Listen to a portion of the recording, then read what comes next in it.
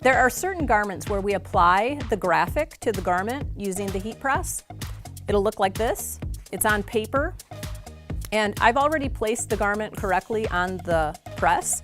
You still want to make sure the garment is straight and evenly placed on the pressing plate so that you can get an accurate look at how this goes on, an accurate measurement.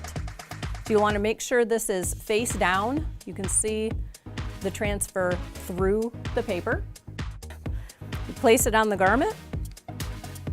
For this particular garment, you'd probably want to go about 2 inches down from the neckline to the top of the paper.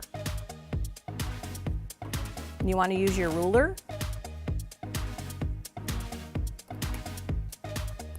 And then you will be looking at it from side to side, making sure this distance is the same. And using your ruler again if you feel more comfortable with that.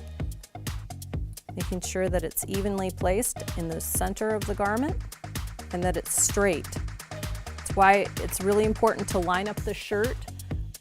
Yes, this one does not have a sticky side to it, this type of transfer. So you want to make sure that it's in the position, the t-shirt's in the position that you want it to be so that you have a reference point to accurately measure and look and see that it is in the correct position on the garment.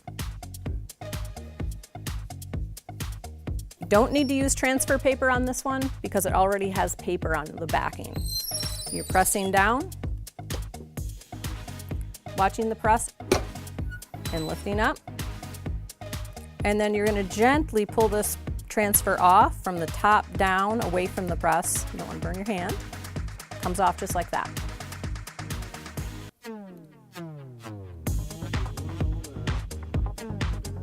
So here's the graphic attached or applied to the garment. And you can also apply any of the other graphics we were talking about earlier, school or number, if the customer so desires.